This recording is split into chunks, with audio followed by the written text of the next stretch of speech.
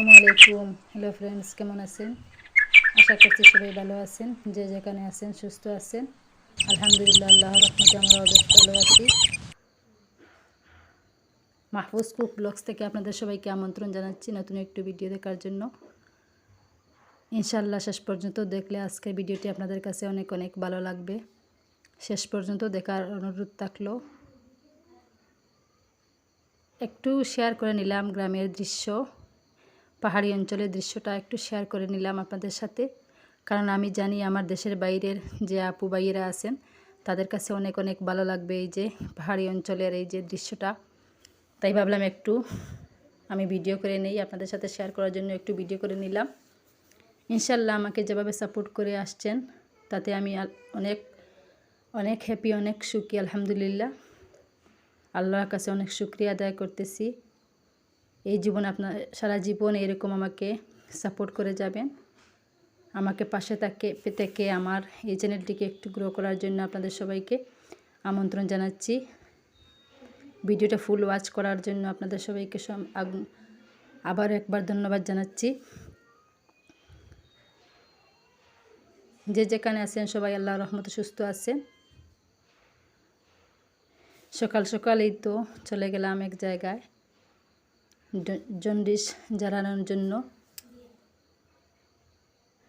দেখুন কি সুন্দর, মাশাআল্লাহ অনেক সুন্দর লাগছে। মাঠে গরু চড়াচ্ছেন, গরু ঘাস খাচ্ছে। এই তো ছোটো ছোটো বাচ্চারা স্কুলে যাচ্ছে। এই তো গ্রামের বাজার হাট ছোটোখাটো, তার পাশে হচ্ছে দুইটা নদী পাড়ি দিয়ে আমরা কেমন করে অনেক দূর চলে গেলাম, কল্পনার বাইরা। মনে হচ্ছে আমরা স্বপ্নের মধ্যে এই যে এত পাহাড়ি অঞ্চলে চলে গেলাম দুটা নদী পার দিয়ে। এই তো দেখুন কি সুন্দর লাগছে নদীগুলার পাশে গাছ গাছা, অনেক ভালো লাগছে। তো ফাইনালি চলে এলাম এই যে আমরা যে বাড়ির উদ্দেশ্যে রওনা দিয়েছিলাম সেই বাড়িতে।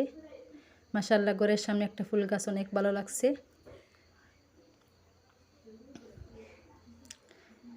জন্ডিস রোগটা অনেকেরই আছে, কারণ আমরা ধরতে পাই না।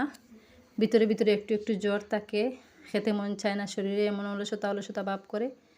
তাই অনেক ওষুধ করাচ্ছি, আমি অনেক ডাক্তার দেখিয়েছি, কিন্তু আমার কোনো কাজ হয়নি শেষ পর্যন্ত। এই যে খালার বাড়িতে চলে এলাম জন্ডিস জ্বালানোর জন্য। তো তারপরে খালা বললেন চলো আমাদের এই যে সুপারি বাগানটা দেখিয়ে আসি। তারপরে এই যে খালার সঙ্গে বেরিয়ে পড়লাম। অনেক উঁচু এই সুপারি বাগানটা, ওনাদের নিজের একটা রাবার বাগানও আছে। সুপারির ফাঁকে ফাঁকে রাবার আছে, রাবার গাছ আছে, আগর গাছ আছে। এই তো আমার পাশে এটা হচ্ছে আগর গাছ। এই যে কেমন করে দেখছেন কি সুন্দর করে মিস্ত্রি এটাকে কেটে রেখেছে। এই তো কয়েকটা গাছ আছে, অনেক দামে ওগুলা বিক্রি করা হয়, অনেক দূর দূরান্ত থেকে মানুষ নিতে আসে।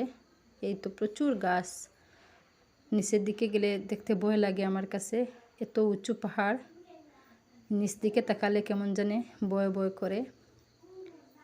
এই তো সামনে হচ্ছে একটা ছোটো ছোটো তেজপাতার চারাও আছে। তো আমরা আজকে তেজপাতার চারা নিব না, কারণ হচ্ছে এখন তো নিলে হবে না, সেই জন্য নেব না। এই তো তেজপাতার গাছ থেকে আমি অনেক পাতা নিচ্ছি। তারপরে খালা বললেন বড় বড় ডাল নিয়ে যাও। পাহাড়ি অঞ্চল দেখতে সবার কাছে ভালো লাগে, কিন্তু যারা বাস করে তারা জানে অনেক কষ্ট পোহাতে হয় তাদের। বাজার হাট কিনারে থাকে না, রাস্তাঘাট তেমন সুবিধাজনক নয়। তো যারাই আসে পাহাড়ি অঞ্চলে তারাই বুঝে পাহাড়ি অঞ্চলে অতটা কষ্ট। এই তো ঝাড়ফুঁক শুরু হয়ে গেল। এই যে জন্ডিস জ্বালানো হচ্ছে আমার ছোটো বোনের মেয়ের।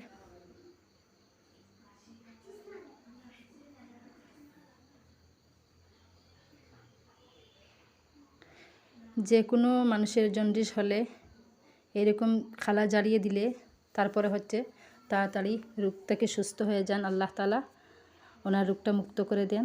তারপরে বাসায় এসে ভাবলাম একটু টমেটো চিপস করে নেই, যেহেতু বাচ্চারা চিপস খেতে বেশি ভালোবাসে। বাজার থেকে চিপস তো আনা হচ্ছে, সব সময় খাওয়া হচ্ছে। তো ভাবলাম আজকে ঘরে তৈরি করে নেই চিপস। তো ঘরে তৈরি করার জন্য আমি 4টা টমেটো কেটে গ্রাইন্ডারের সাহায্যে গ্রাইন্ড করে নিলাম। তারপরে হচ্ছে অল্প অল্প এই যে আটা দিয়ে মেখে নিচ্ছি, একটু লবণ দিয়ে, তারপরে হচ্ছে এই যে লঙ্কার গুঁড়া দিয়ে দিচ্ছি, হলুদের গুঁড়া, আবার অল্প অল্প করে এরকম হাত দিয়ে আটা দিয়ে মেখে নেবেন। তারপরে হচ্ছে এই যে আমি কাঁচামরিচ কুচি, ধনিয়া কুচি দিয়ে দিচ্ছি।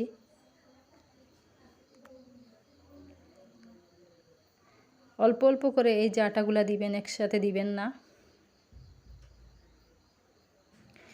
খুব তাড়াতাড়ি বুদ্ধি খাটিয়ে এই যে ঘরের চিপস তৈরি করে নিলে, আবার অনেক দিন সংরক্ষণ করে রাখলে বাচ্চারা অনেক শান্ত থাকে। যখন বাচ্চারা বায়না ধরবে তখন একটু চিপস দিলে বাচ্চারা শান্ত হয়ে যাবে। তো ঘরের যে কোনো জিনিস তৈরি করলে মনে সন্দেহ থাকে না, কোনো কেমিক্যাল যুক্ত থাকে না। সেই জন্য ঘরে চেষ্টা করবেন, ঘরে যে কোনো খাবার ঘরে তৈরি করে খাবার চেষ্টা করবেন। তো আমরা আলসতা করে ঘরে তৈরি করতে চাই না, কিনে খাওয়াটা পছন্দ করি। তো তারপরে হচ্ছে আমি এই যে লিচি কেটে নিলাম, আবার ছোটো ছোটো করে যে যার মতো শেপ দিয়ে কেটে নেবেন। হ্যাঁ, একটা কথা লক্ষ্য রাখবেন মাথায়, এই যে একটা কাঁটা চামচের সাহায্যে একটু ছিদ্র করে করে নেবেন। এইরকম ভিতরের অংশটা অনেক মুচমুচে হয়, এরকম কাঁটা চামচের সাহায্যে ছিদ্র করে নিলে। তারপরে হচ্ছে একটা আমি এই যে চাকু দিয়ে কেটে নিচ্ছি ত্রিভুজ আকৃতি করে। রুটিটা এমন পাতলাও হবে না, করা যাবে না, তেমন গাঢ়ও করা যাবে না, মধ্যম সাইজের রুটি থাকতে হবে। এই যে তারপরে চলে এলাম আমি এই যে বাছতে, চিপসগুলো ভেজে নিব। আপনারা পুরো দেখতে থাকুন, ভিডিওটা শেষ পর্যন্ত দেখলে আপনাদের কাছে অনেক ভালো লাগবে, অনেক সাহস জুগাবে। এরকম চিপস করে তৈরি করে অনেক টাকা বাঁচাতে পারবে, আবার বাচ্চাদেরও অনেক মুখরোচক খাবার দিতে পারবেন। এরকম কুকিং ভিডিও পেতে হলে আমার এমএসকে কুকিংয়ে অনেক অনেক নতুন নতুন এই যে ডিজাইনের কুকিং ভিডিও ছাড়া আছে, আপনারা চাইলে দেখে নিতে পারেন, এমএসকে কুকিং ফলো করতে পারেন। যারা অলরেডি আমার চ্যানেলটি সাবস্ক্রাইব করে রেখেছেন তাদেরকে আন্তরিক শুভেচ্ছা, আমার মন থেকে ধন্যবাদ। যারা আমার চ্যানেলে আজকে নতুন, প্লিজ মনে করে আমার চ্যানেলটি সাবস্ক্রাইব করে পাশে বেল বাটনটি অন করে রাখবেন। আবার অনেক বোনেরা, অনেক আপুরা, ভাইয়ারা আমার ভিডিওটি দেখে যান কিন্তু একটি লাইক দিতে ভুলে যান। প্লিজ রিকোয়েস্ট করছি আপনাদের কাছে একটা লাইক দিয়ে যাবেন। আপনাদের একটা লাইক আমাদের অনেক উৎসাহিত করে, একটা কমেন্ট অনেক উৎসাহিত করে। আপনাদের একটা লাইক আমাদের চ্যানেলে অনেক গুরুত্ব দেয়, অন্যের কাছে ভিডিও পাঠাতে সাহায্য করে ইউটিউব। এই জন্য বারবার বলছি আপনারা একটা লাইক দিয়ে যাবেন ভিডিওতে। ভিডিওটা ফুল ওয়াচ করবেন, তাহলে আমার ওয়াচ টাইমটা একটু বেড়ে যাবে। তো ফাইনালি আলহামদুলিল্লাহ আমার চিপসগুলো ভাজা শেষ। তারপরে হচ্ছে একটু আমি এই যে কালো লবণ দিয়ে, তারপরে হচ্ছে লঙ্কার গুঁড়া দিয়ে হাত দিয়ে মেখে নিচ্ছি। স্বাদটা দ্বিগুণ হয়ে যাবে, সেই জন্য আমি একটু হাত দিয়ে মেখে নিলাম। আজকের মতো এখানকার বিদায় নিচ্ছি। সবাই ভালো থাকবেন, সুস্থ থাকবেন। আল্লাহ হাফিজ।